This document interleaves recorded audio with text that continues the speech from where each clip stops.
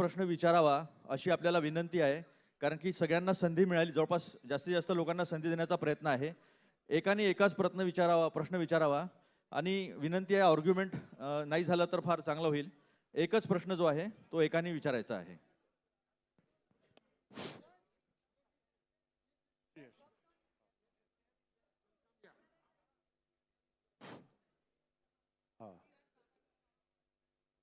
महाराष्ट्र प्रदेश काँग्रेस कमिटीचे सन्मान्य अध्यक्ष मी नाना भाऊंना विनंती करतो की ते सुरुवात करतील.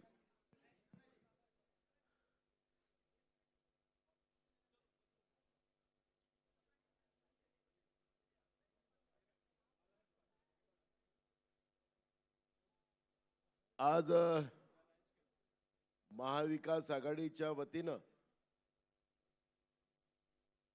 आमचा जाहीरनामा नव्हे तर हा वचननामा आम्ही या ठिकाणी आज महाराष्ट्राच्या जनतेसाठी देतो आहे. आणि विशेष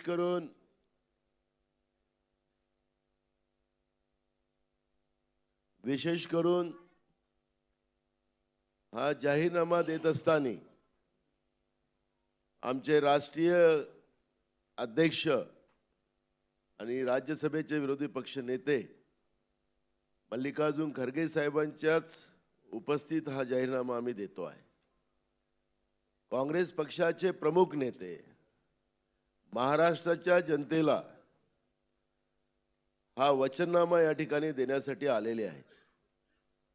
आमच्या अलायन्स मधले शिवसेनेचे नेते संजय राऊत साहेब, आमचे शरद पवार राष्ट्रवादीच्या नेत्या सुप्रिया सुळे, आमचे कम्युनिस्ट पक्षाचे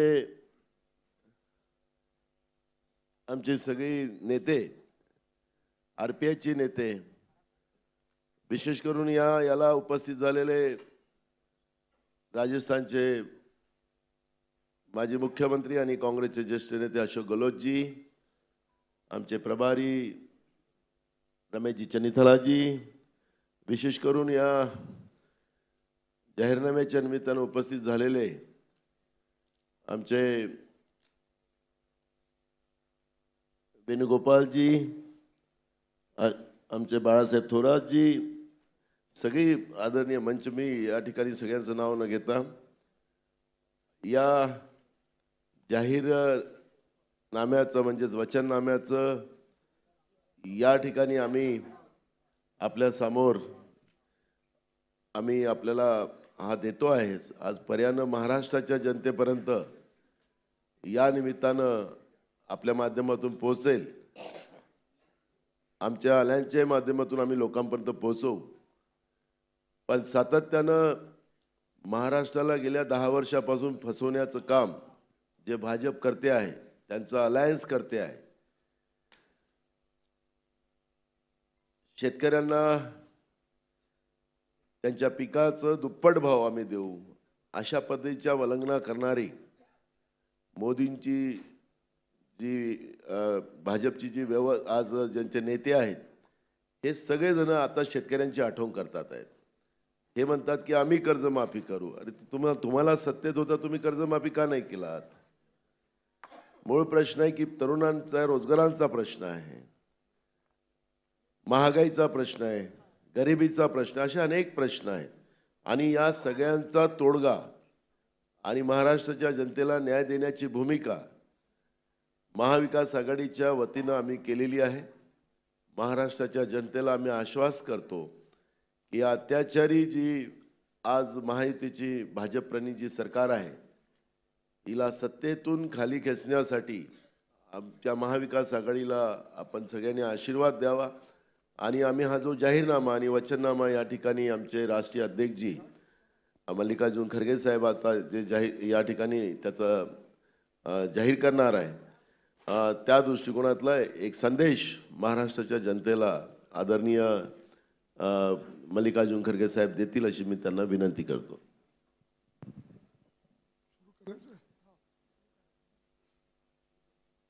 सामना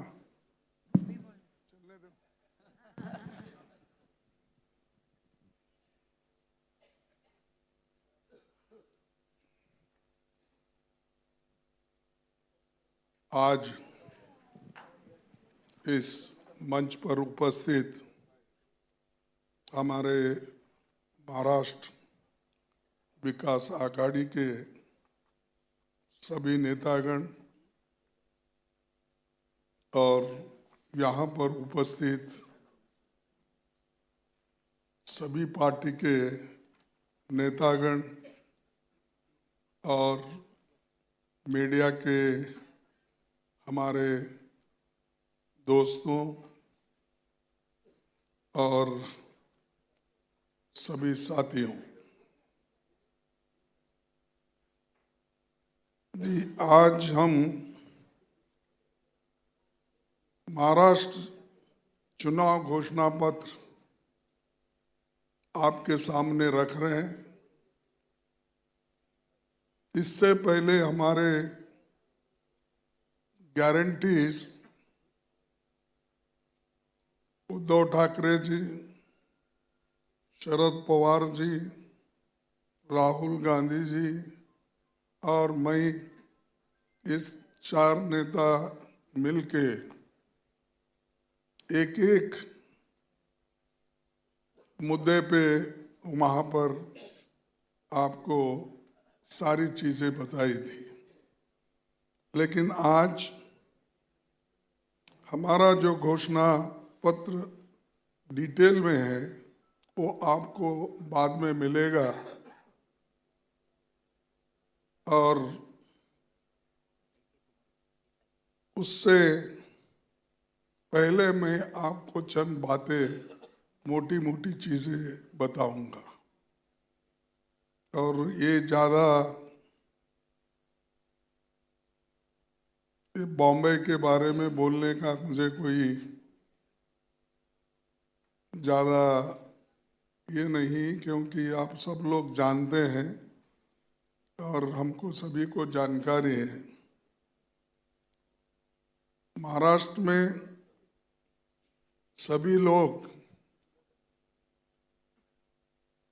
बम्बई के तरफ देखते हैं और सारी दुनिया के लोग और पूरे भारत के लोग भी बॉम्बे के तरफ देखते हैं। आर्थिक दृष्टि से, एम्प्लॉयमेंट दृष्टि से, मैन्युफैक्चरिंग दृष्टि से, इन्वेस्टमेंट दृष्टि से, सारे जो भी बदलाव होते हैं, सामाजिक बदलाव, इसके बारे में भी महाराष्ट्र सबसे आगे है। तो ये महाराष्ट्र का चुनाव ये बहुत ही महत्वपूर्ण चुनाव है देश के लिए। ये सिर्फ महाराष्ट्र के लिए नहीं, या सिर्फ दल बदलू लोगों के लिए नहीं। ये जो चुनाव है ये देश का भविष्य बदलने वाला चुनाव है। अगर महाराष्ट्र में अब की गवर्नमेंट को अगर हम हटाएंगे और महाराष्ट्र विकास आघाड़ी के सरकार को लाएंगे, तभी यहाँ पर एक स्टेबल, अच्छी गवर्नमेंट, अच्छा गवर्नेंस हम दे पाएंगे। इसीलिए जनता के दृष्टि से भी, महाराष्ट्र के लोगों के दृष्टि से भी ये इम्पोर्टेंट है, और महाराष्ट्र के लोगों के लिए भी, किसानों के लिए भी इम्पोर्टेंट है, और देश के नौजवानों के लिए भी बॉम्बे की आवश्यकता है। और मुंबई में हर आदमी कुछ आशा लेके देश के विभिन्न भाग से आते हैं, और एक कहावत है हमारे तरफ, जो भी बॉम्बे जाएगा वो भूखा नहीं मरेगा। कुछ ना कुछ काम मिलेगा, और सस्ते से सस्ता दाम पे भी खाना मिलेगा। जहाँ पर हम बैठे हैं महंगाई से महंगा खाना भी नहीं मिलेगा। तो हर आदमी यहाँ जी सकता है, हर एक को अकोमोडेट कर सकते हैं, और ये है इंक्लूसिव ग्रोथ वाला सिटी। तो इसीलिए हम ये चाहते हैं कि इस बार हमारे जो घोषणा पत्र है इसका महाराष्ट्र नामा और ये गौरव फिर से स्थापित करने के लिए ये काम हम कर रहे हैं मिलके, और हमारे साथी मिलजुल कर महाराष्ट्र के भविष्य के बारे में बहुत ही अभ्यास करके उन्होंने एक घोषणा पत्र तैयार की, और उन सब सदस्यों को और चेयरमैन को मैं अभिनंदन करता हूं। उनको अपना जो भी उन्होंने तैयार किया है सोच समझ के बजट का प्रोविजन इसको आगे रखने के बाद ही उन्होंने किया है, क्योंकि मोदी जी हमेशा हमको यही कहते हैं कांग्रेस बड़ा झूठ बोलती है, कुछ करती नहीं है। और हमने क्या किया, कल हमारे चीफ मिनिस्टरों ने पूरी चीजें आपके सामने रखी। ये जो महाराष्ट्र में 2.5 साल पहले बीजेपी के नेतृत्व एक अनैतिक असंवैधानिक तरीके से महायुति की सत्ता बनी, इसके लिए दल बदल कराया गया, दलों के चुनाव चिन्ह भी बदल गए, विधायकों को खरीद फरोख्त किया। वो क्या कि खोखे बोलते ना आपके पास, हाँ 50 खोके एकदम ओके घरात भरून ठेवा, घर में भर के रखो और सरकार चलाओ। ये 50 खोखे की सरकार है, मैं समझता हूँ सामना वाले ने निकाला शायद ये।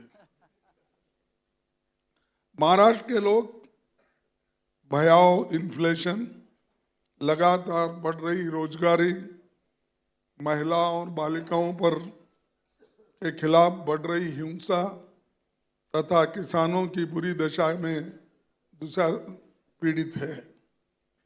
महाराष्ट्र के प्रगति और विकास के लिए हमारा विजन 5 मुख्य पिलर्स हैं। एक, खेती बाड़ी और ग्रामीण विकास, उद्योग और रोजगार, शहरी विकास, पर्यावरण तथा जन कल्याण पर आधारित है। महाराष्ट्र की तरक्की और खुशहाली के लिए हम अपना मैनिफेस्टो महाराष्ट्र नामा आपके समक्ष रखते हैं। ये हमारा सभी का संकल्प है। महाराष्ट्र की जनता की सेवा के लिए महाराष्ट्र विकास आघाड़ी का पंचसूत्री कार्यक्रम है। हमारी 5 गारंटी महाराष्ट्र के हर परिवार के उत्थान में मददगार होगी। हर परिवार को सालाना करीब 3 लाख रुपए का सहयोग मिलेगा। हमारी महालक्ष्मी योजना महिलाओं को फाइनेंशियल इंडिपेंडेंस देगी। हर महिला को 3,000 रुपए प्रति माह मिलेगा। जब हम कर्नाटक में दे रहे थे तो उसको मोदी जी ने बोला ये क्या है, रेवड़ी देकर ऐसा कर रहे हैं वैसा कर रहे हैं। पर फिर आपको यहाँ लाड़की बहन नहीं, लाड़की बहन, उसको लाडली के कहे, लाड़की बहन, क्योंकि उनके पास दोनों है ना, मध्य प्रदेश में लाडली और लाड़की। तो उन्होंने हमारी टिंगल उड़ाई और आज महाराष्ट्र में उन्होंने 1,000 रुपए, 1,500 दे रहे, 1,500 रुपए दे रहे।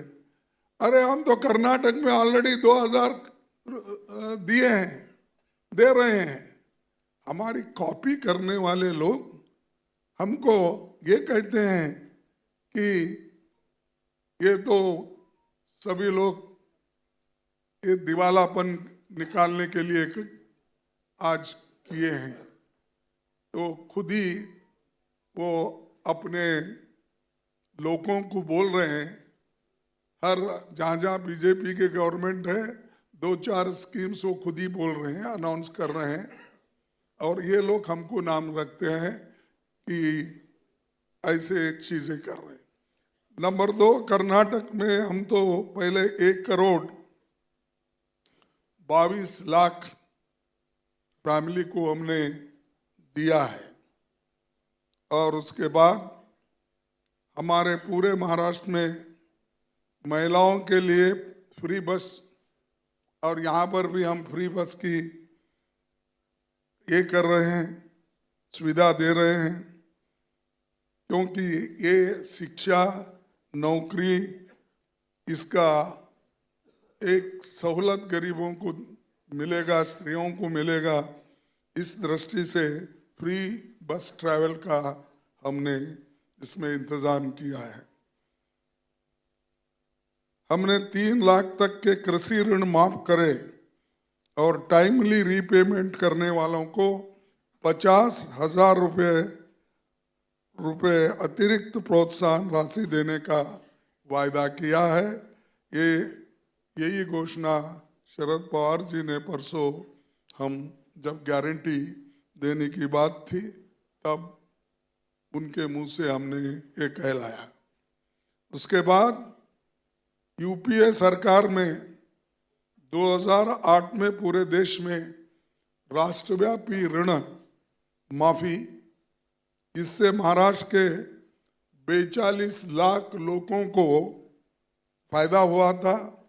18,000 करोड़ रुपए की छूट मिली थी, और ये झूठी सरकार झूठ बोलते जा रही है लेकिन छूट नहीं दे रही। हम नौकरी चाहने वाला युवाओं को 4,000 रुपए का मंथली स्टाइफंड दे रहे हैं, ताकि वो नौकरी के तलाश में रहकर बहुत अपना समय गुजारता है और उसको पैसे नहीं रहते, जहाँ नौकरियां आते हैं, एम्प्लॉयमेंट की नोटिफिकेशन होते हैं, पहुंच नहीं सकते, उसीलिए उसको अपने 4,000 रुपये मंथली स्टाइपेंड देंगे। स्किल डेवलपमेंट में भी अगर कहीं उनको कहीं रखना है रख देंगे। ये काम हम दे रहे हैं। हमारा हेल्थ इंश्योरेंस स्कीम जो है 25 लाख का है। जैसा हमारे गहलोत है क्या, गहलोत जी ने शुरू किया था ये राजस्थान में। हम किसी की स्कीम चोरी नहीं किए, हम अपना ही स्कीम यहाँ भी लागू कर रहे हैं महाराष्ट्र में। तो 25 लाख रुपए इंश्योरेंस, हेल्थ इंश्योरेंस और फ्री मेडिसिन, ये हम देंगे, ये हमारा वादा है। फिर राजस्थान में जैसा ये चिरंजीवी योजना थी, 90% अधिक आबादी को ये लाभ वहाँ मिला, यहाँ भी उतना ही लाभ 90% के नज़दीक सबको मिलेगा। और ये सब सम्मति से हमने ये स्कीम लागू करने का तय किया है। अब समाज में जितने भी बाधाएं है, सबको उन बाधाओं को निकाल के फेयर अपॉर्चुनिटी देना और उनको उनके स्तर पर, यानी जातीय जनगणना करने का हमने फैसला लिया है। और जो 50% सीलिंग है उसको भी हम हटाएंगे, जैसा कि तमिलनाडु में 50% सीलिंग हटाया है। जो गरीबों को मिलना चाहिए उसका जैसा ये किया, वही उस आधार पर हम भी ये जाति जनगणना करने के बाद जिन लोग, जो वंचित लोग हैं, जो गरीब से गरीब लोग हैं, जो ओबीसी है, उनको इसका फायदा होगा। ये काम भी हम कर रहे हैं। ये हम सिर्फ ये नहीं कर रहे, बोल रहे नहीं, कल से तेलंगाना में ये जातीय जनगणना कांग्रेस सरकार वहां पर शुरू किए है। 80,000 वॉलंटियर्स को वहां एंगेज किया गया है और वो घर घर जाके ये जातीय जनगणना कर रहे हैं। ये जातीय जनगणना हम डिवाइड करने के लिए नहीं कर रहे हैं।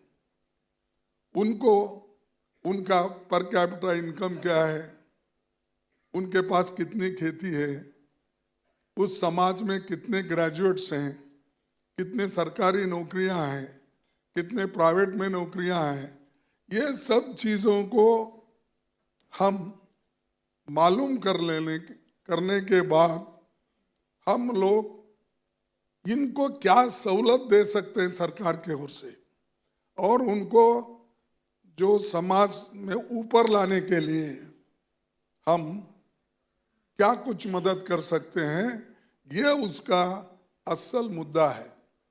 लेकिन मोदी जी इस बात को भी ये बोलते हैं, कांग्रेस वाले, विरोधी पक्ष वाले, ये सब देश को बांट रहे हैं, जाति जाति पे झगड़ा लगा रहे हैं।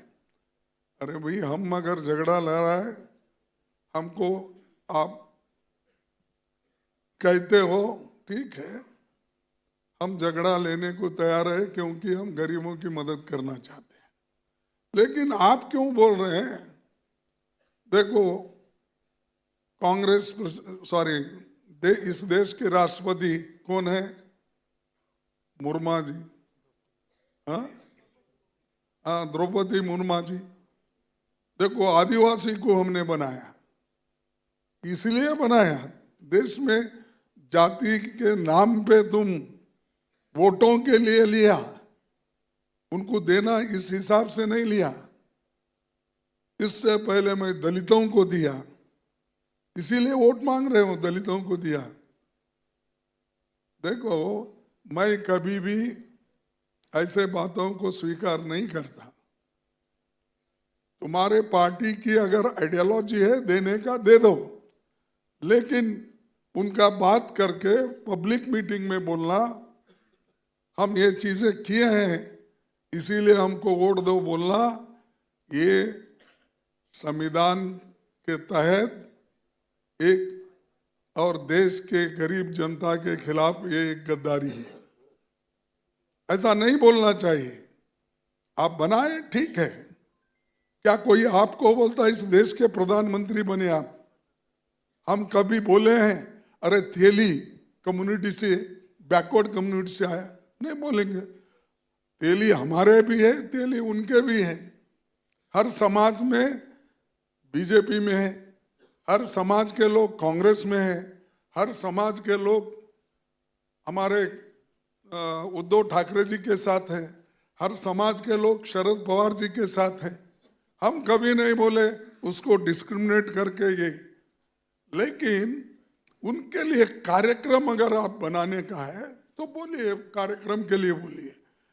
और मैं पूछता हूं, इतना भारी आप बताते हो राष्ट्रपति हम द्रौपदी मुर्मू जी को किए, फलाने को किए, कितने SC ST लोगों को आप इंपॉर्टेंट पोर्टफोलियो देकर उस तुम्हारे सरकार में आप बिठाए, सबको स्टेट मिनिस्टर, या कुछ पावर नहीं है, कोई कैबिनेट है तो डमी। तो ऐसे लोग अगर बाहर बोलते हैं, वही कांग्रेस का UPA गवर्नमेंट था, सब पार्टी के नेता बड़े बड़े पोजीशन पे थे। होम मिनिस्टर थे शिंदे जी, यहाँ मैं रेलवे मिनिस्टर था, शरद पवार जी एग्रीकल्चर मिनिस्टर है, जो उनका पेट और कंटिन्यूअस सब्जेक्ट है। तो ऐसे आप देखिए, हर एक को, मीरा कुमारी थी, स्पीकर पहली महिला, और बहुत से नेता दलितों में, बैकवर्ड्स में बड़े हुद्दे में और पावरफुल थे। यहाँ अपने साथ फिरने वालों को, पाप बिचारों को लेकर संख्या दिखा रहे हैं आप। मैंने ये बनाया, वो बनाया, वो एक। और महाविकास आघाड़ी का महाराष्ट्र के लिए अगले 100 दिनों का मसौदा यहाँ पर हम रख रहे हैं। उसमें महिलाओं के लिए सालाना 6 गैस सिलेंडर, प्रति सिलेंडर का दाम केवल 500 रुपये होगा। इससे घरेलू आर्थिक दबाव घटाने में मदद मिलेगी। महिलाओं के खिलाफ अपराध में महाराष्ट्र देश में दूसरे नंबर पर है। महिलाओं के खिलाफ अपराधों को रोकने के लिए एक ठोस निर्भया महाराष्ट्र नीति बनाएंगे। उनकी सुरक्षा के लिए शक्ति कानून लागू करेंगे। 300 यूनिट तक की बिजली खपत वाले घरों को 100 यूनिट बिजली की छूट दी जाएगी। उद्योगों की स्थापना और रोजगार के अवसर पैदा करने के लिए न्यू इंडस्ट्रियल पॉलिसी बनेगी। इसमें रोजगार पैदा करने के साथ श्रमिकों के कल्याण पर हमारा फोकस होगा। हम तत्काल 2.5 लाख खाली पड़े हुए गवर्नमेंट जॉब्स को भरने की Maharashtra state MPSC exam process आरंभ करेंगे। एडवांस शेड्यूल्स और 45 दिनों के भीतर उसका रिजल्ट भी लाने का काम हम करेंगे। महाराष्ट्र के इतिहास में पहली बार सभी 27 म्युनिसिपल कॉरपोरेशन के चुनाव नहीं हो सके। इसीलिए इसका कारण ये है कि अच्छा गवर्नेंस नहीं है।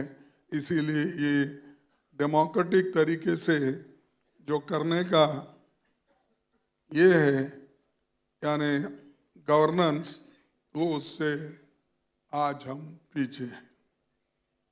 हम लोग लोकतंत्र और जवाबदेही तय करने के तत्काल लोकल सेल्फ गवर्नमेंट के चुनावों के लिए टाइम टेबल की घोषणा करेंगे। भारत रत्न डॉक्टर बाबा साहब अम्बेडकर की लीगेसी को सम्मान देते हुए हम कार्य योजना लागू करेंगे। बिना किसी देरी के चैत्य भूमि दादर हिंदू मिल में बाबा साहब अम्बेडकर स्मारक बनाने का काम हो, ये हमारी प्राथमिकता होगी, यानी फर्स्ट प्रेफरेंस अपना होगा। एमवी के निर्णय महाराष्ट्र के एक समृद्ध राज्य और पीपल सेंट्रिक गवर्नमेंट स्थापित करने की दिशा में ये मील का पत्थर साबित होगा। और मिशन 2030 के तहत समृद्ध और समावेशी महाराष्ट्र के भविष्य के लिए हम कई अहम कदम उठा रहे हैं। 2030 में छत्रपति शिवाजी महाराज की 400वीं जयंती होगी। उनके पीपल फर्स्ट अप्रोच को जनता की सेवा में इस्तेमाल करना ही शिवाजी महाराज को सच्ची श्रद्धांजलि होगी। हम ये नहीं करेंगे कि उद्घाटन के लिए स्टैचू बिठाए, उद्घाटन करके वो दिल्ली पहुंचे, इधर छत्रपति शिवाजी महाराज की प्रतिमा गिर गई, क्योंकि या बनाने वाले अच्छे नहीं थे, एक अच्छा मटेरियल नहीं यूज किया, इसकी बगैर कुछ देखे बिना उनके क्वालिटी वर्क क्वालिटी इंजीनियर्स रहते हैं, लेकिन अगर अपमान किसी ने शिवाजी महाराज का किया है वो मोदी जी ने किया, और खुद मोदी दूसरों के लिए कहते हैं शिवाजी महाराज की उन्होंने जो संभाला देश को। हाँ भाई संभाला, लेकिन आपको किसी ने कहा उनका इंसल्ट करो, तो ये काम मोदी जी हमेशा करते हैं। क्या है कि उनका हाथ गुण अच्छा है कैसा है मुझे मालूम है, लोग बोलते हैं कहाँ भी हाथ लगा है वो गिर जाता है। शिवाजी के पुतले को हाथ लगा के उद्घाटन करके गिर गया, राम मंदिर को हाथ लगाया वहां पर टपक रहा है पानी, और पार्लियामेंट को हाथ लगाया मैंने किया, ठीक है भाई आपने किया, लेकिन टपकने का काम क्यों किया, टपकाने का पानी। अब वो बोल रहा है महंत वहां का, नहीं मैं पत्थर वो सब चेंज करके मुझे लगाना पड़ रहा है। तो राम मंदिर अयोध्या में, और दूसरा ये मुरबा में भी वो उद्घाटन करने वाले थे, उससे पहले वो भी कोलैप्स हो गया। इनके पांव गिरते ही हर जगह कोलैप्स हो रहे। बुलेट ट्रेन आपके लिए साहब, हमारे लिए नहीं हो, बंबई से अहमदाबाद आप पहुंचने के लिए, और मोदी के क्रिकेट स्टेडियम में आप क्रिकेट देखने के लिए वो बुलेट ट्रेन किया था आपको। वो बुलेट ट्रेन का पहले तो बोला मैं 3 साल में बुलेट ट्रेन मुंबई से अहमदाबाद चलाऊंगा। कितने साल हो गए? अब 11 साल हो गए। कहाँ है तुम्हारी बुलेट ट्रेन? खत्म हो गई। और वो खत्म हो गई तो वो पुल भी गिर गया, खंबे भी गिर गए 2 दिन। तो ऐसे झूठ के ऊपर झूठ बोलने वाले, क्वालिटी वर्क नहीं, हमने इतने रोड बनाए, इतने पुल बनाए, भाई झांक के तो देखो कम से कम वो क्वालिटी है। तो ये मोदी जी का हाथ गुण है। और हम महिला उद्यमियों के लिए एक्सक्लूसिव इंडस्ट्रियल जोन्स स्थापित करेंगे, जिसमें महिलाओं को 5 लाख तक लो इंटरेस्ट लोन की मदद की जाएगी। महाराष्ट्र में प्याज, टमाटर, किसानों की सुरक्षा के लिए हम गुलाबी और केसरिया क्रांति योजना शुरू करेंगे। हमारा लक्ष्य अगले 5 वर्षों में 1.25 मिलियन नौकरियां सुसज्जित करने के साथ उद्योग में 12%, सर्विस सेक्टर में 15% की वृद्धि हम हासिल करना है। उसके लिए हम पूरी कोशिश करेंगे। इससे महाराष्ट्र प्रति व्यक्ति आय और शीर्ष स्थापना पर पहुंचना जाएगा। हम सरकारी सेवा में कॉन्ट्रैक्ट बेस्ड एम्प्लॉयमेंट के आदेश को समाप्त करेंगे। डेली वेजेस, कॉन्ट्रैक्ट लेबर, ये इंसान को खाता है ना, उन्होंने अपने बच्चों को पढ़ा सकता है, अपना घर चला सकता है, घर का भाड़ा नहीं दे सकता, और उससे काम भी आप उतना ही लेते हैं जितना परमानेंट वर्कर है। उसको क्यों आप परमानेंट नहीं कर रहे?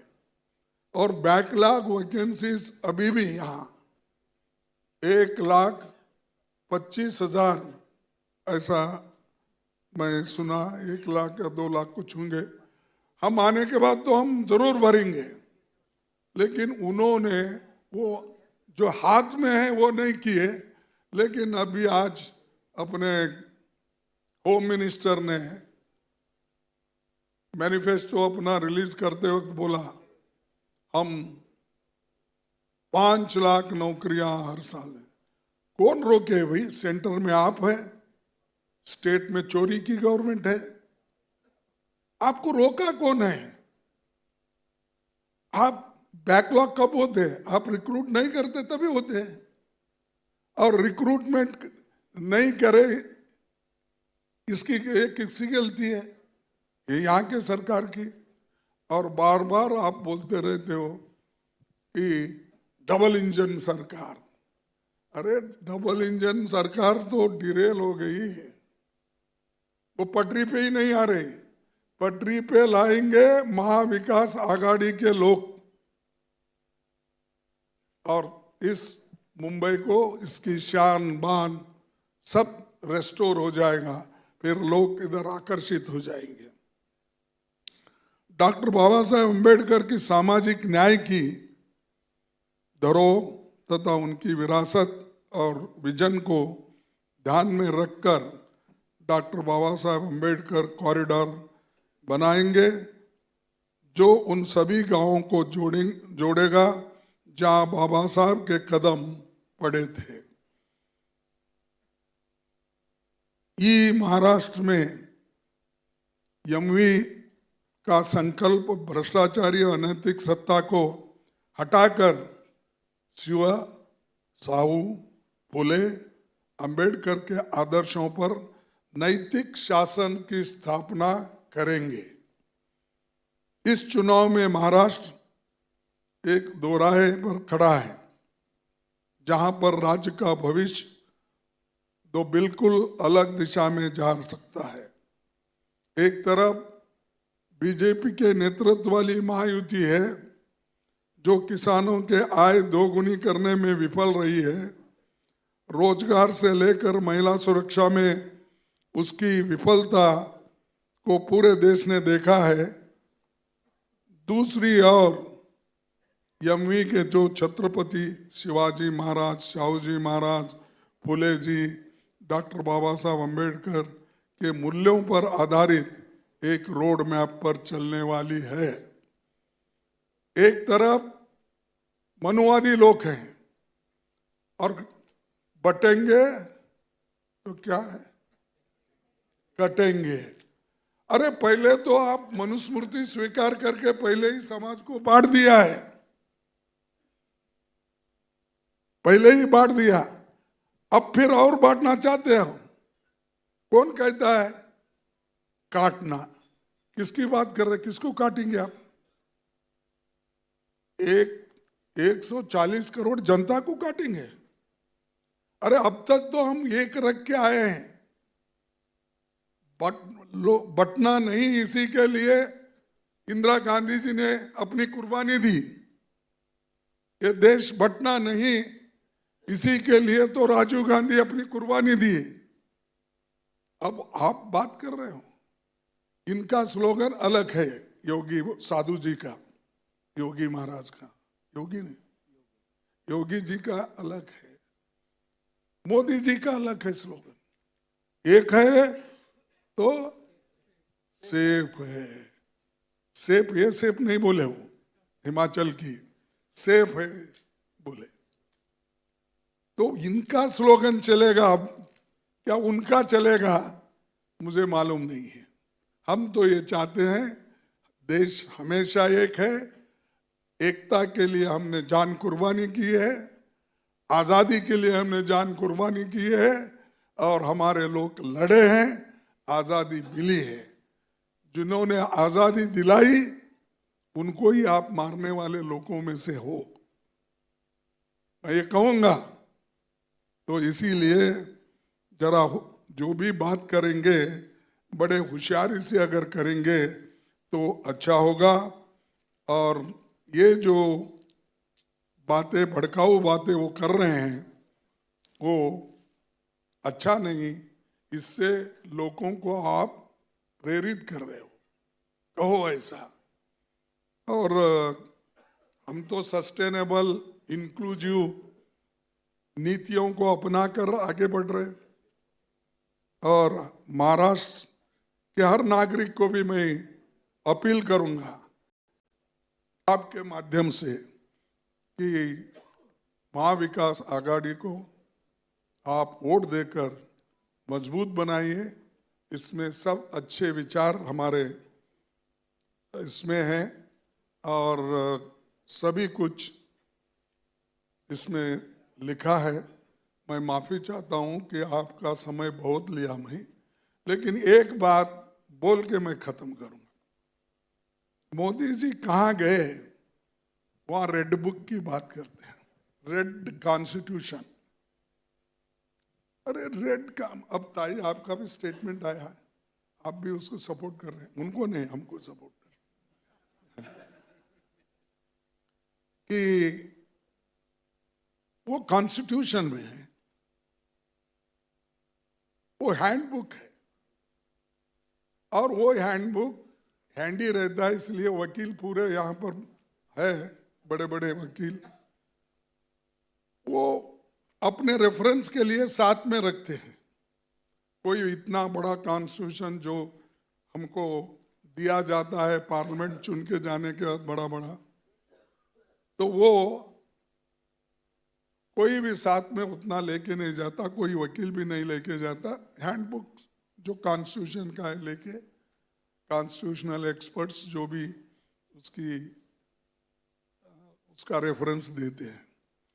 लेकिन मोदी जी, मैं उनको क्या बोलूं, आप लोग बहुत गुस्सा करते हो क्योंकि थोड़े लोग उसके बहुत ही प्रेमी हैं, क्या बोलते हैं आप लोग, अंधभक्त आहेत। अंधभक्ताला खरं बघितलं तर बाळासाहेब थोरातचे ते काय म्हणतात, नाना काय आजोबा, वो कभी अंधभक्त नहीं थे। हाँ, तो अंधभक्तों को जगह नहीं है। तो इसीलिए ये अंधभक्त है क्या है मुझे मालूम नहीं। मोदी जी ने इस बुक को कहा, और वो फडणवीस कौन से स्कूल में पढ़ा मुझे मालूम नहीं, क्योंकि हम तो खैर छोटे मोटे म्यूनिसिपालिटी स्कूल में पढ़े, क्योंकि हमारे पिताजी मिल वर्कर्स थे। कोई बड़ी कॉन्वेंट स्कूल में मुझे नहीं डाला गया या पढ़ाया नहीं। गुलबर्गे में ऐसा तो कोई अच्छे स्कूल्स वहाँ नहीं थे। जो वो पढ़ा है वो पढ़ लिए, बाद में जो जितना जमाना है उतना जमा करके हमने आगे बढ़े। तो उन्होंने भी बोलते कोरे कागद आहेत ते संविधान नाही, ते कोरे कागद आहेत हो, ते दाखवते राहुल तुम्हाला। ये कितना झूठ में मैं बोलूं, इसीलिए मैं बार बार बोलता हूं कि वो झूठों का सरदार है। 15 लाख नहीं दिया, 2 लाख करोड़ नौकरी देने का नहीं, एमएससी डबल करने का नहीं, एमएसपी, देश को मैं आगे बढ़ाऊंगा बोले। डीमोनेटाइजेशन के वक्त तो उन्होंने कहा, भाइयों और बहनों मुझे 100 दिन दो, मैं देश में करप्शन खत्म करूंगा, देश में मैं काला धन लाऊंगा, 15-15 लाख दूंगा। कहाँ है आपका काला धन? 15 लाख मिले किसी को? क्योंकि आप लोगों को इसको ऐसे चीजों को हाईलाइट करना चाहिए। मेरा रिक्वेस्ट है, हम फोर्स नहीं करते, क्योंकि पेन आपके पास है, मुंह जबान मेरी है, मैं जितना चाहे उतना बोल सकता हूं। लेकिन ये आदमी ने बोला सब झूठे वायदे किए। अगर इनको झूठा बोले तो आपको गुस्सा क्यों आता है? अब अभी भी झूठी बोल रहे। अभी भी ये रेड बुक क्या है, उन्होंने बोला कि ये अर्बन नक्सलाइट, एक मार्क्स नक्सलाइट वालों की निशानी है। तो इसीलिए ये नक्सलवादी लोगों का नहीं है, सॉरी। तो ये भरा हुआ है किताब। ये देखो, मोदी जी को दिखाओ। और उन्होंने क्या किया, मैं 1 मिनट, हाँ, उन्होंने क्या किया, यही बुक बरोबर आहे, आता फोटो बघ. ये नक्सलवादियों की निशानी बोले वो, ऐसा लेके अर्बन नक्सलाइट का वो काम करते हैं बोल रहे हैं. तो मैं मोदी जी साहब को पूछता हूं, 16 जुलाई 26 जुलाई 2017 को Kovind had become president a day. उस वक्त आपने ही ये दिखाया है. देखिए, आप देखिए, ये भी झूठ है, हम बता रहे हैं. तारीख बता रहे हैं. हाँ, अर्बन नक्सलाइट है. देखो, इतना झूठ बोलना. ये खुद ही देते हैं और हमको अर्बन नक्सलाइट बोलते हैं. और ये खुद ही देते हैं कि ये इसमें कोरे पन्ने हैं, इसमें कुछ लिखा हुआ नहीं है. अरे जाके इनको और एक प्राइमरी स्कूल में भर्ती करो. आपके है नहीं कोई? ये इनको वापस लाओ भाई, हमारे पास ट्रेनिंग लो, फिर भाग के जाओ. ऐसा मत बोलो, यहीं रहो बोलना. आप भी ऐसा ही करते हैं. संजय भी और उद्धव जी ट्रेनिंग देते हैं, सब कुछ करते हैं. ट्रेनिंग लेने के बाद भाग जाते हैं. जाने दो. तो मैं आपको एक सबूत के तौर पर मैंने आपको बताया. इसीलिए सच्चाई ये है कि मोदी जी झूठ झूठ बोलते हैं. और उनको सपोर्ट करने वाले कौन है? वो उनके शब्द को पूरा रिपीट करने वाले शाह है. इसीलिए शाह तो पाप बेचारा पहले ही बोला 2 करोड़ नौकरियां, 15 लाख, ये सब इलेक्शन जुमला है. फिर क्यों उसके ऊपर टीका नहीं होती? क्यों उसके ऊपर लेख नहीं लिखे जाते? आज भी झूठ बोल रहे, क्यों उसको लोग स्वीकार करते? मुझे समझ में नहीं आता. तो इसीलिए ये सारी चीजें तो मैं बोल रहा हूं. लेकिन अब मैं आपके सामने हमारे सभी नेता, जो संजय राउत जी है, सुप्रिया जी है, हाँ?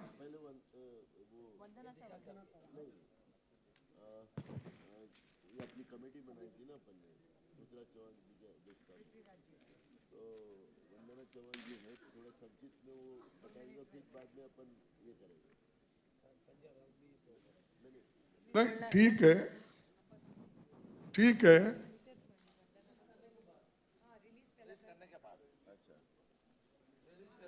तो ये देखिए,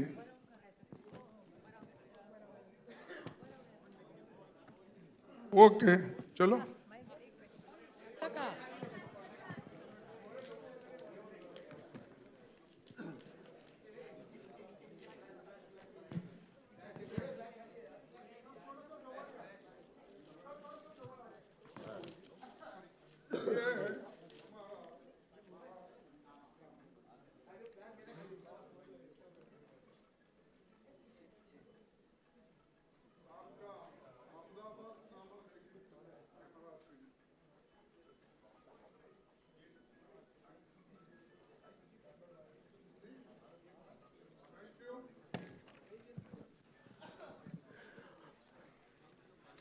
महाराष्ट्रनामा तयार करण्यासाठी महाविकास आघाडीच्या वतीनं राज्याचे माजी मुख्यमंत्री पृथ्वीराज चव्हाण साहेब, वंदनाताई चव्हाण आणि सुभाष देसाई यांच्या एक कमिटी आम्ही तयार केलेली होती.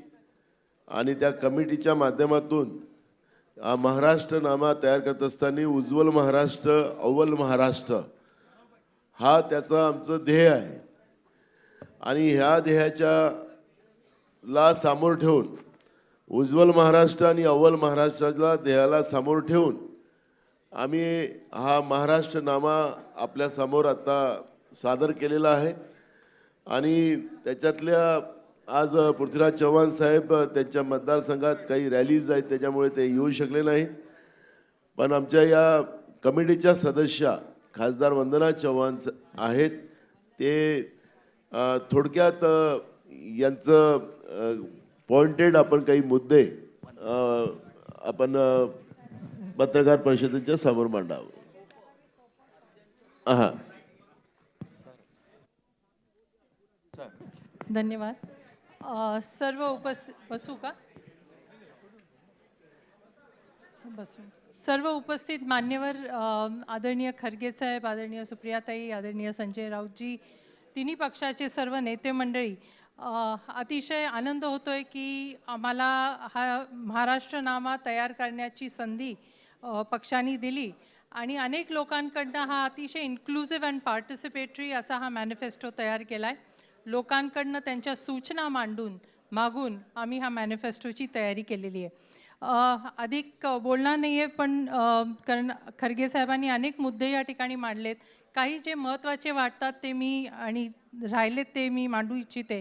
पहिल्या प्रथम उत्तम प्रतीचं जीवन जगणं आणि महाराष्ट्राला आत्मसन्मान जपणं हा महाराष्ट्राचा धर्म आहे आणि महायुतीच्या काळात आपण बघतोय ही संपूर्ण घडी विस्कळीत झाली आहे. मी त्याच्या मागचा बॅकग्राऊंड सांगणार नाही, पण डायरेक्टली आम्ही ह्या मॅनिफेस्टोमध्ये काय लिहिलं आहे त्याच्याकडे येते.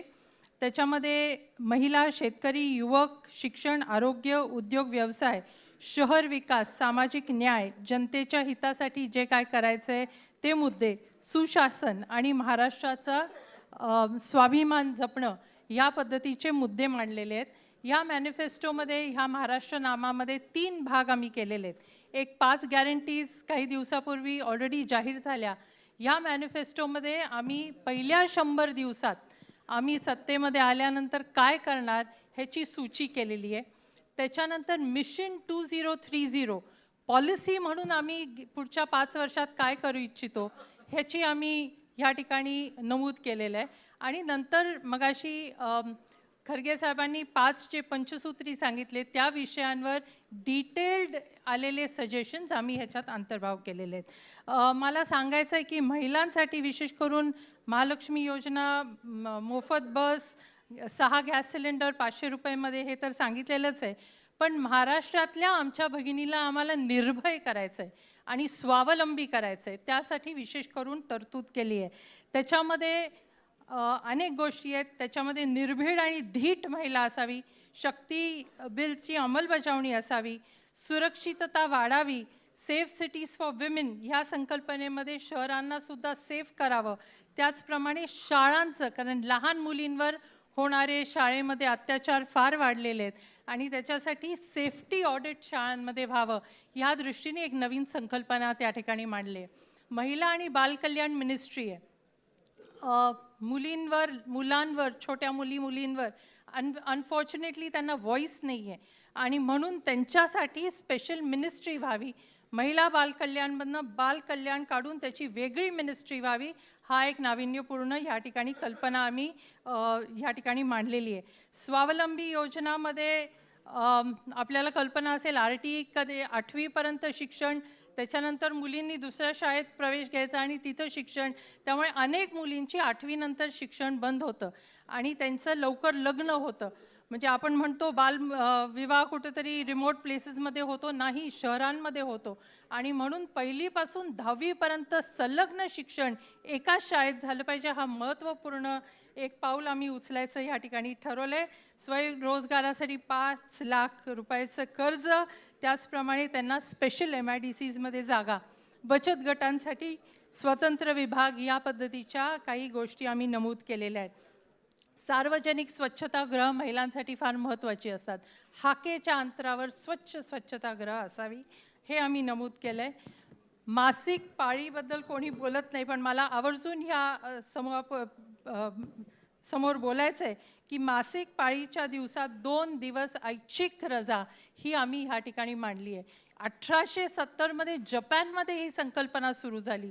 आता भारत देशात काही मोठ्या कंपनीज ही संकल्पना स्वतःहून व्हॉलंटरीली पुढे घेत आहेत. परंतु हा कायदा आणि ही पॉलिसी महाराष्ट्रात व्हावी. महाराष्ट्र हे पहिलं राज्य असं असावं ज्याच्यामध्ये ही संकल्पना राबवली जाईल. ह्या पद्धतीची संकल्पना आम्ही मांडलेली आहे. शेतकऱ्यांच्या आत्महत्यानंतर विधवांचं फार वाईट परिस्थिती होते आणि विधवा संदर्भात होणाऱ्या अनिष्ट प्रकाराविरोधात आम्ही कायदा करणार. त्यांना नोकरीमध्ये प्राधान्य देणार. ह्या पद्धतीच्या महिलांसाठी, भगिनींसाठी काही तरतुदी आहेत. शेतकऱ्यांसाठी आहेत. मी अति डिटेलमध्ये जाणार नाही, पण शेतकरी आत्महत्या रोखण्यासाठी उच्चस्तरीय समिती स्थापन करणार, जेणेकरून त्याच्यामध्ये ही समिती लक्ष घालेल. त्याचप्रमाणे महाराष्ट्र मिलेट मिशन ही सुरू करणार. आपल्याला माहीत आहे की अतिवृष्टी होते किंवा दुष्काळ परिस्थिती होते आणि शेतकऱ्यांचे हाल होतात आणि त्यांना आत्महत्या करावी लागते. हे रोखण्यासाठी आम्हाला ही उच्चस्तरीय समिती करायची आहे. आणि मिलेट मिशन म्हणजे वर्षात 3 क्रॉप्स ते घेऊ शकतील. Millets are not only nutritional, they are not only short term and they not only provide cash to the farmers. ह्या दृष्टीने आम्हाला त्याच्यावर पुढाकार घ्यायचा आहे. ठिबक सिंचन, रस्ते, दिवसा वीज मिळावी, त्याचप्रमाणे अनेक मराठवाड्यात कापूस संशोधन केंद्र वगैरे वगैरे तुम्हाला ह्या पुस्तकात बघायला मिळेल. संत घाटगे महाराज ग्राम स्वच्छता योजना अतिशय यशस्वी होती, ती पुन्हा सुरू करणं आणि महात्मा गांधी तंटामुक्त अभियान पुन्हा सुरू करणं हे सुद्धा आम्ही ह्या मॅनिफेस्टोमध्ये लिहिलेलं आहे. युवक आणि बेरोजगारांसाठी मगाशी खरगे साहेबांनी सांगितलं 2.5 लाख जागांची भरती करणं, 12.5 लाख युवकांना नोकरीसाठी नवीन जॉब्स निर्माण करणं, MPSCची प्रक्रिया, 1 टाइम स्मार्ट कार्ड, एकदाच त्यांनी पैसे भरायचे आणि they can appear for all exams in that 1 year. शिष्यवृत्ती वाढवणं, महाराष्ट्र युवक रोजगार मिशन ज्याच्यात नॅशनल इंटरनॅशनल लेवलला रोजगार कुठे उपलब्ध आहे ते माहिती करणं, स्टार्टअपसाठी त्यांना माहिती करून देणं. युवा आयोग सुरू करणार आहोत. युवा आयोग जसा महिला कमिशन आहे, विमेन्स कमिशन आहे, चिल्ड्रन्स कमिशन आहे, तसा युवा आयोग नव्याने सुरुवात करण्यात येईल. ह्या पद्धतीचं आम्ही त्या ठिकाणी गोष्टी मांडलेल्या आहेत. जबाबदार आणि सुजाण नागरिक निर्मितीसाठी शालेय स्तरापासून संविधान भान वाढवण्यासाठी विषयांमध्ये अभ्यासक्रमामध्ये ती जागा त्या ठिकाणी ठेवली जाईल आणि त्या पद्धतीचे कार्यक्रम आखले जाईल. आरोग्यविषयी सार्वजनिक आरोग्य सेवा यंत्रणा विकसित केली जाणार. ॲनिमिया कुपोषण मुक्त महाराष्ट्र व्हावं यासाठी पुढाकार घेणार. मानसिक आजारावर कोणी बोलत नाही त्याच्यासाठी आम्ही पावलं उचलणार. ह्या पद्धतीच्या अनेक योजना ह्या ठिकाणी आहेत. रिक्त पदंसुद्धा आरोग्य खात्यात ताबडतोब भरणार ह्या पद्धतीचे सुद्धा गोष्टी समाविष्ट आहेत. उद्योग व्यवसायासंदर्भात नवे औद्योगिक धोरण साहेबांनी सांगितलं. त्याच्यामध्ये MSME आणि इंडस्ट्री ही एक कॉमन मिनिस्ट्री आहे, पण त्याच्यातली मायक्रो आणि स्मॉल मिनिस्ट्री सेपरेट आउट करणार आहोत, कारण त्याला फार मोठा फटका बसतो. त्याच्यात रोजगार फार मोठ्या संख्येमध्ये निर्माण झालेला असतो. त्याला सूक्ष्म आणि छोटे उद्योगांसाठी वेगळी मिनिस्ट्री करून त्याच्यावर रोजगार मिळेल ह्या दृष्टीने पुढाकार घेणार. नवीन तंत्रज्ञानाचं प्रोत्साहन देणार, like internet of things, AI, AR, VAR, automation, robotics ह्याच्यावर सुद्धा भर देणार. मोदी सरकारने केलेले 4 श्रमहित महाराष्ट्रातले जे कायदे आहेत ते महाराष्ट्रात आम्ही नाकारणार. त्याचप्रमाणे कंत्राटी पद्धतीने जी सेवा उपलब्ध होते ते सुद्धा आदेश आम्ही रद्द करणार. स्टार्टअप्ससाठी पैसे निर्माण करून देणं, सेमीकंडक्टर, लिथियम बॅटरीसाठी उत्पादन अव्वल नंबरला नेणं, कृषी आणि फलोत्पन्नावर अन्न प्रक्रिया, बायोफ्युल हब महाराष्ट्राला कसं करता येईल, अंतराळातले संशोधन आणि उद्योगासाठी चालना, पर्यटनचं धोरण एट्सेट्रा आम्ही ह्या मॅनिफेस्टोमध्ये लिहिलेलं आहे. I am just running through all the points. शहर विकास हा अत्यंत महत्त्वाचा आहे. शहरीकरण फार मोठ्या प्रमाणात झपाट्याने वाढतं आहे आणि त्याच्याकडे लक्ष देण्याची गरज आहे. स्मार्ट सिटीज नुसत्या करून चालणार नाही, वी नीड हॅपी सिटीज. त्यामुळे आनंदी शहरं निर्माण करण्यासाठी आम्ही पुढाकार घेणार. ह्याच्यामध्ये स्वच्छ, हरित आणि प्रदूषण मुक्त महाराष्ट्र आम्ही ह्याचं उद्दिष्ट ठेवणार. ह्यासाठी अतिशय महत्त्वाची स्टेप आम्ही उचलणार म्हणजे स्टेट अर्बन कमिशन ह्याची स्थापना करणार आणि ह्या कमिशनच्याद्वारे शहरांचा कसा प्रगती विकास होईल ह्याच्यावर आम्ही लक्ष देणार. हवामान बदलाचा फटका फार मोठ्या प्रमाणात शहरांना पडतोय. अतिवृष्टीमुळे फ्लडिंग, हीट वेव्हमुळे अनेक लोकांना जीव गमवावे लागतात. तर ह्याच्यावर नियंत्रण ठेवण्यासाठी प्रत्येक शहरामध्ये सस्टेनेबिलिटी सेलची स्थापना करणार. ह्याचबरोबर कचऱ्याचा सायंटिफिक पद्धतीने विल्हेवाट, ऊर्जा निर्मिती, सार्वजनिक वाहतूक, वनक्षेत्राची वाढ ह्या पद्धतीने आम्ही पुढाकार घेतला आहे आणि प्रत्येकाला अफोर्डेबल घर असावं यासाठी सुद्धा आम्ही पुढाकार घेतलेला आहे. सामाजिक न्यायाच्या दृष्टीने सुद्धा काही पावलं उचलणार आहे. GDP जसा महत्त्वाचा असतो तसा ह्युमन डेव्हलपमेंट इंडेक्ससुद्धा महत्त्वाचा असतो आणि त्या दृष्टीने महाराष्ट्र GDPमध्ये अव्वल नंबरला जाईल, तसंच HDIमध्ये सुद्धा अव्वल नंबरला जाईल. ह्याच्यावर आम्ही निश्चितपणे लक्ष केंद्रित करणार. अनुसूचित जाती व आदिवासी विभागासाठी हक्काचं बजेट निर्धारित कालमर्यादा खर्च करण्यासाठी कायदा बनवणार.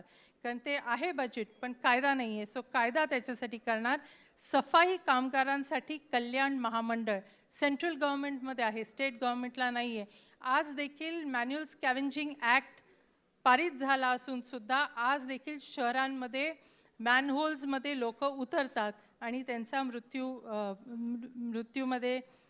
मृत्युमुखी पडतात.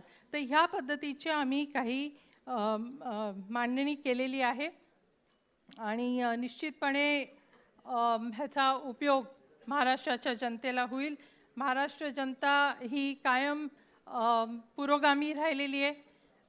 राजर्षी शाहू महाराज, ज्योतिबा फुले, बाबासाहेब आंबेडकरांच्या विचारांनी पुढे गेलेली आहे आणि मला खात्री आहे की ह्या विचारांच्या दृष्टीने आमचं सरकार काम करेल आणि लोकांसाठी जी विस्कटलेली घडी आहे, जी आपली अधोगती झाली आहे, त्याला पुढे नेण्यासाठी, एक जीवनमान उंचवण्यासाठी काम ह्या सरकार आमचं करेल.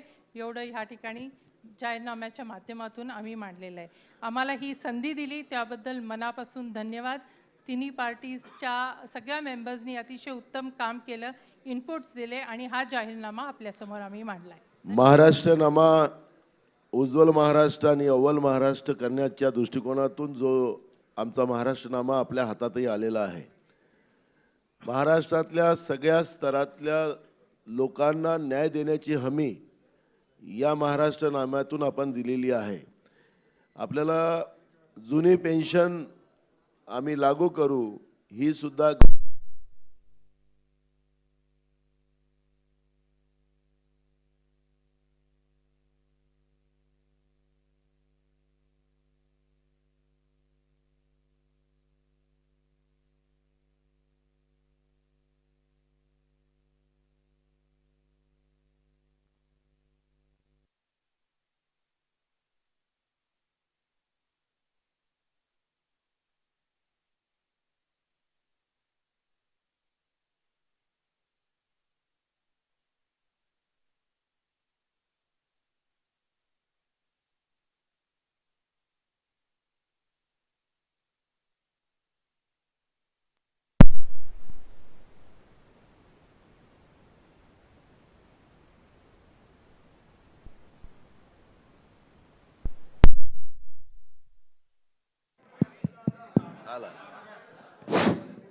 आमचा महाराष्ट्रातल्या सगळ्याच लोकांना न्याय देण्याचा आणि महाराष्ट्र उज्ज्वल महाराष्ट्र आणि अव्वल महाराष्ट्र करण्याचा आवाज या महाभ्रष्ट युती सरकारला गेला आणि त्यांनी आमचा आवाज बंद करण्यासाठी लाईन बंद करून टाकली. याच्यामध्ये विशेष करून आमचा जो अलायन्स आहे त्याच्यामध्ये समाजवादी पार्टी, CPI, आप, PWP, CPM आणि रिपब्लिकन पार्टी ऑफ इंडियाचे गवई या सगळ्या मिळून हा महाराष्ट्रनामा आपल्या समोर या ठिकाणी आम्ही दिलेला आहे. मी मगाशी सांगत होतो की जुनी पेन्शनसुद्धा महाराष्ट्रामध्ये महाविकास आघाडी सरकार लागू करेल या पद्धतीचंही सुद्धा या महाराष्ट्रनाम्यामध्ये प्रत्येक स्तरातल्या प्रत्येक मग गोड्या पाण्याचा मच्छीमार असेल किंवा समुद्राचा मच्छीमार असेल या सगळ्या स्तरातल्या लोकांना न्याय देण्याची भूमिका या ठिकाणी घेतलेली आहे. आपल्याला आमचे मित्र संजय राऊत साहेब ते पण याच्यावर बोलतील.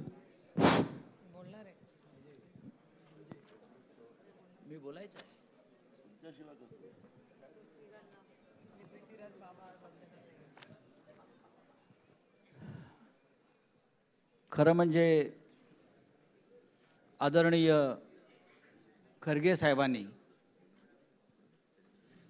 अत्यंत सविस्तर आणि सोप्या शब्दामध्ये हा जो महाराष्ट्रनामा आहे हा आपल्याला समजावून सांगितलेला आहे.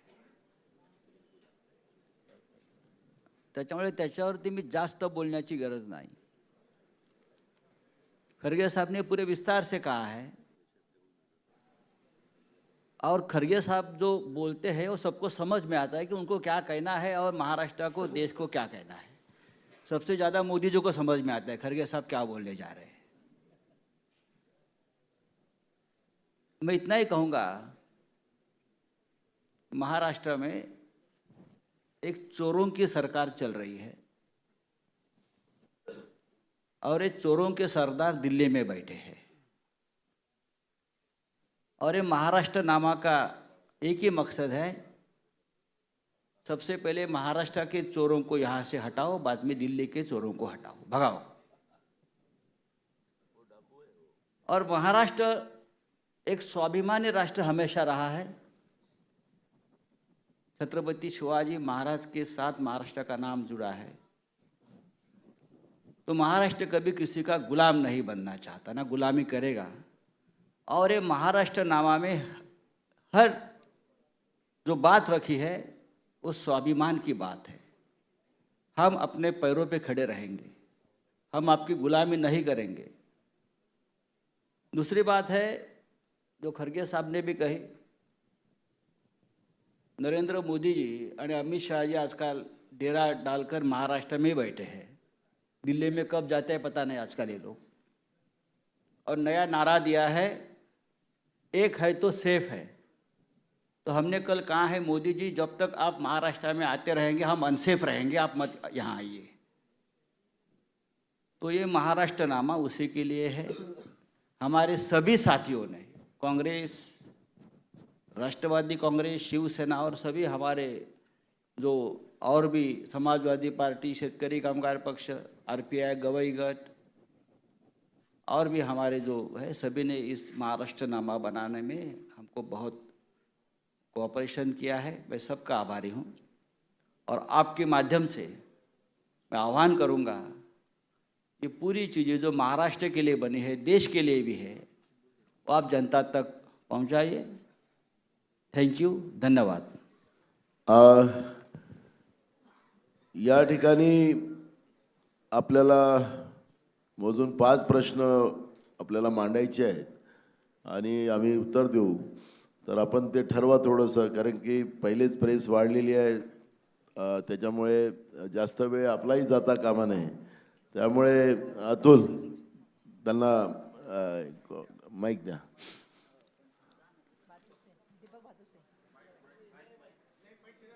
हां, एक मिनिट, प्रश्न विचारता।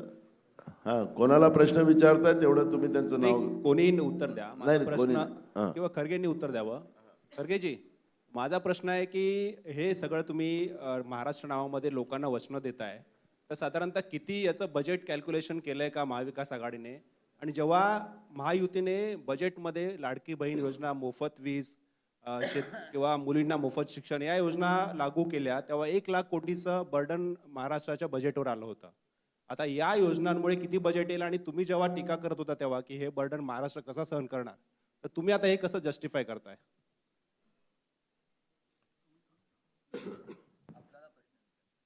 मला विचारलंय, पण मी महाराष्ट्रात MLA सीटला उभं राहिलं, प्रचाराला आलो। ठीक आहे,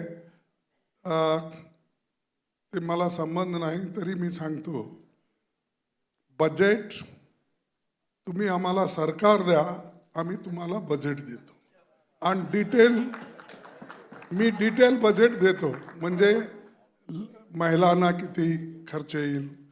मी आता कर्नाटकचं आणलं होतं की 52,000 रुपये आम्ही ह्या 5 गॅरंटीला ठेवलं होतं। 52,000 करोड आम्ही ठेवलं होतं आणि त्याच्यात तुम्हाला सांगतो, आजपर्यंत गृह ज्योतीमध्ये 5,015 ठेवलं होतं, 2,709 करोड खर्च केला। शक्तीमध्ये म्हणजे फ्री ट्रॅव्हल वुमेन, जे आपण इथे सुद्धा करत आहोत, 5,015 कोटी बजेटमध्ये अलोकेशन केलं, 2,709 करोड त्याला खर्च झालाय। गृहलक्ष्मी 2000 ईच फॅमिली, त्याच्यामध्ये 28,608 करोड आणि आता खर्च झालाय आतापर्यंत 13,451. आणि Annabhagya additional 5 kg of food आपण 7 करत आहोत, तर 8,087 89 काय 79 करोड्स. ते पण मी मराठीत बोलायला ते हे बोललं ना, आकडे बरोबर आहे. हां होय. आणि एक्सपेंडिचर झालं 2,582 करोड आतापर्यंत. त्यांनी युवा निधी म्हणजे युवकांना मदत करण्यासाठी ते 650 करोड ठेवलं होतं, त्याच्यात 108 करोड आहे. हे आहे आमची बजेटमध्ये नमूद केलेले आकडे आणि खर्च केलेले सुद्धा आमचे आकडे आहेत. तसंच तुम्ही आम्हाला द्या सरकार, निश्चित बजेटचं कॉपीज देऊ आणि ते आम्ही मोदीसारखं खोटं बोलणार नाही. त्यांनी खोटंही बोलतंय, वरून रेटूनही बोलतंय. आम्ही ते करणार नाही. आम्ही सरळ बोलणार, जे होतंय ते करणार, जे होत नाही ते सांगणार. आता आपण नरेगाचं सांगितलं, UPA गव्हर्नमेंटमध्ये मी असताना सुद्धा आम्ही केलं. त्याच्यानंतर फूड सिक्युरिटी ॲक्ट, सगळे लोक म्हणत कुठले पैसे आणणार. अहो आम्ही आणलं, दिलं. लोक आज भरपूर आपलं पोट भरून घेतात. फूड सिक्युरिटी आणलं, त्या हेल्थ मिशन आणलं, त्याच्यानंतर कंपल्सरी एज्युकेशन आणलं. जिथं तुमचं मन आहे, तुम्ही डिटरमाइन केला गरीबाला मदत करायचं म्हणून, तिथं निश्चितच मार्ग निघतंय. ते तुकारामाचं एक हे आहे ना, सेइंग काहीतरी आहे, रगडीता वाळूचे तेलही गळे. हा काय, अरे हा वाळ, अरे वाळू रगडून तेल काढायचं साध्य आहे म्हणून तुकाराम सांगितल्यानंतर आम्हाला हे 5 गॅरंटी द्यायला शक्ती नाही. जरूर देऊत आपण. खरगे साहेब, अगदी छोट्या म्हणजे खरगे साहेबांची माफी मागून थोडंसं एक ॲडिशन करते. पुण्याचा जो रस्ता आहे ना, तो 18,000 कोटी रुपयाचा होता. त्याचं कॉस्ट एस्किलेशन 20,000 कोटी रुपयांनी वाढलंय. त्याच्यामुळे म्हणजे माझ्या स्वतःच्या मतदारसंघाचा कागदपत्राचा मी तुम्हाला देऊ शकते. जर हे इन्फ्रास्ट्रक्चर प्रोजेक्टमध्ये हे जे कॉस्ट एस्किलेशन बंद झालं ना, तर खडगे साहेब म्हणतायत त्याच्या 10 पटीने विकास या राज्यात. महाराष्ट्रात भ्रष्टाचार बंद झाला की आपोआप सगळं बजेट लोकांसाठी लागेल. खरगे साहेब, हॅलो, महाराष्ट्रात पहिल्यांदा पाहायला मिळतंय की काँग्रेसचे जवळपास देशातले सगळेच नेते जे आहेत ते महाराष्ट्रामध्ये तळ ठोकून आहेत. कुठतरी हरियाणा आणि इतर राज्यातली पुनरावृत्ती होऊ नये म्हणून काळजी घेतली जाते का महाराष्ट्रातले नेते कुठतरी कमी पडतायत म्हणून सगळी ही फौज दिमतीला येते? असं नाही होत. ते वेगळ्या वेगळ्या राज्यात अनेक वेगळे वेगळे प्रश्न असतात, समस्या असतात. त्याला त्या रीतीनं बघावं लागतं. आणि ठीक आहे, आपण तिथं आम्हाला हरवलं गेलं. नॅचरली त्याला काय काय उपयोग केलं ते आता मी सांगून फायदा नाही. कारण एकदा जर आपण ते सांगत गेलो तर आता तुम्हीच म्हणाल, तुम्ही जिंकला तर असं म्हणता, हरला तर तसं म्हणता. त्यासाठी त्या भानगडीत मी पडत नाही. इथं जे आलो, इथं इलेक्शन चाललंय, नॅचरली आम्ही तरी आलो. इथं काही लोक आलोत, पण प्राईम मिनिस्टरनी बाय इलेक्शनमध्ये फिरून आलेत पार्लमेंटच्या. हा ऐकला कुठं? मी तरी जवळजवळ 54 वर्ष ॲक्टिव्ह MLA MLC MLC नाही MP निवडत येत आहे. आणि ह्या वेळेला पहिल्यांदा मी राज्यसभा मेंबर झालेला आहे. तर माझं सांगणं असं कोणी केलं नाही. केव्हा आहे तर हे बाय इलेक्शनमध्ये येतात, कॉर्पोरेशन इलेक्शनमध्ये येतात, MLA इलेक्शनमध्ये येतात आणि त्यांचं राज्य टिकतंय म्हणून कुणी सांगितलं तर पंचायत इलेक्शनमध्ये सुद्धा उद्या येतील. So this question is addressed to Mr. Singhvi. What is this narrative about EVM machines having a 90% battery resulting in win of BJP candidates and 70% battery resulting in win of Congress candidates? How do you prevent this thing, or have you given up the results of Haryana? Well, this is the new technology which Edison never had in mind when he invented batteries. All I can say is that free and fair elections are based on EVM machines. EVM machines therefore go straight to the basic structure of the Constitution, because without free and fair elections there cannot be fair democracy. We have taken it up. My colleagues have taken it up. You have seen the kind of replies we have received. Those replies insult not only the Congress party's intelligence, nation's intelligence, but they also are an insult to the Constitution.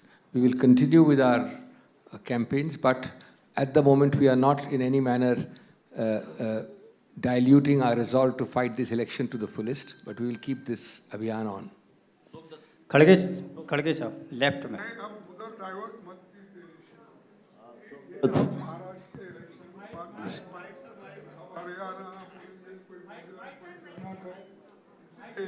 मैं आपसे विनती करता हूँ हाथ जोड़ के कि महाराष्ट्र को सीमित, और हमने जो बात बताई और महाराष्ट्र नामा के ऊपर जो भी आपको पूछना है तो मैं जो समझ में आया मैं तो बोला हूँ. हमारे राउत जी है, प्रिया सुले जी है, और भी हमारे नेता लोग हैं, आप पूछ सकते हैं. आपको फिर ज्यादा तकलीफ नहीं देना चाहता. खड़गे साहब, जिस तरह से हाँ जी, लाड़की बहन योजना जैसे यहाँ लॉन्च की महायुति ने, कर्नाटक में आपने शुरू की सबसे पहले, तो क्या इस तरह की योजनाओं से जो है मतदाताओं को प्रभावित किया जा सकता है? क्या इसके ये जो है एक वोट बैंक का जो एक सेंटर बन गया है क्या इस तरह की योजना है? नहीं, वैसा नहीं. ये देखिए चंद स्कीम्स ऐसे हैं गरीबों को मदद करने के लिए, और नरेगा इसलिए लाए थे कि लोगों को 3 महीने रोजगार नहीं मिलता,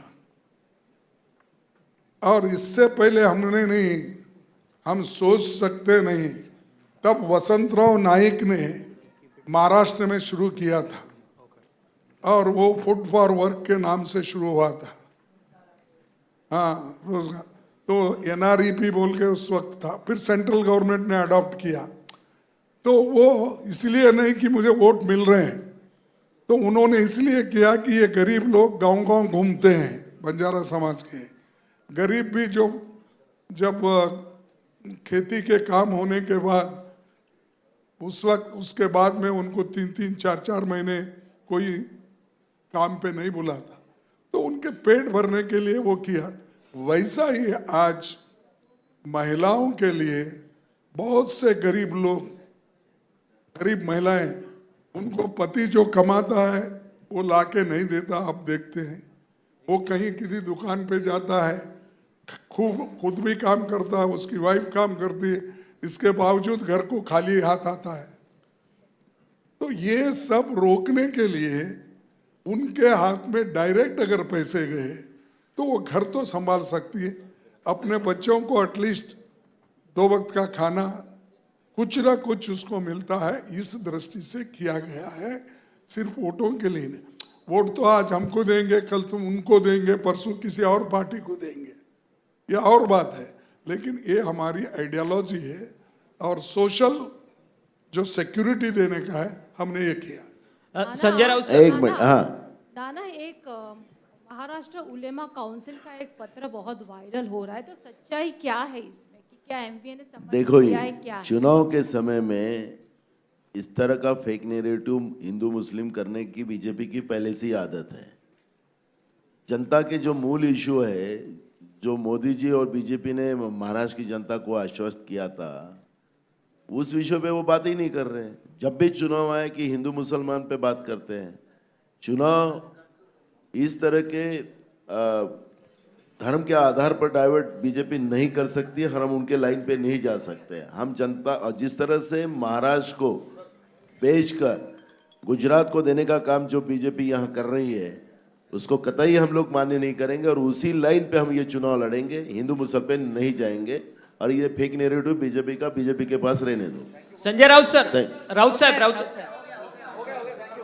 sir, vote of thanks Balasaheb Thorat. Sir केंद्रीय गृहमंत्री अमित शहांनी उद्धव ठाकरेंना प्रश्न विचारलाय की हिंदू हृदय सम्राट बाळासाहेब ठाकरे असतील, नाहीतर स्वातंत्र्यवीर सावरकर असतील, यांच्याविषयी काँग्रेसचे नेते 2 मिनिटं चांगलं बोलू शकतात का, असा सवाल त्यांनी उपस्थित केलेला आहे। आणि ते म्हणतात की राम मंदिर असेल, 370 कलम हटवण्याच्या अमित शहाना महाराष्ट्र अजून कळलेला नाही, एवढंच मी सांगेन। छत्रपती शिवाजी महाराजांचा ज्या प्रकारे त्याने अपमान केलेला आहे त्याच्यावर आधी बोला। अमित शहाना सांगा की छत्रपती शिवाजी महाराजांचा पुतळा ज्या भ्रष्टाचारामुळे कोसळला आहे या देशाच्या इतिहासामध्ये कधी घडलं नव्हतं। अमित शहाने कृपया त्याच्यावर बोलावं। धन्यवाद। सर, महाराष्ट्रामध्ये ड्रग्ज आजच्या वार्ताहर परिषदेसाठी अखिल भारतीय काँग्रेस कमिटीचे सन्माननीय अध्यक्ष आदरणीय मल्लिकार्जुन खरगे साहेब, त्याचप्रमाणे शिवसेनेचे खासदार संजयजी राऊत, राष्ट्रवादी काँग्रेस पक्षाचे आदरणीय आमच्या सुप्रियाताई, तसंच दिल्लीवरून आलेल्या सर्व आमचे नेते मंडळी, हे सर्व उपस्थित राहिलेले आहेत। आमचे राज्याचे पुढारी मंडळी उपस्थित राहिली, त्याचबरोबर आपण सर्वजण प्रेसचे सर्व प्रतिनिधी आपण उपस्थित आहात। आपल्या सर्वांचे आम्ही महाविकास आघाडीच्या वतीनं आभार मानतो आणि जेवणाची व्यवस्था आहे, जेवण घेऊन जावे। आपण सगळेजण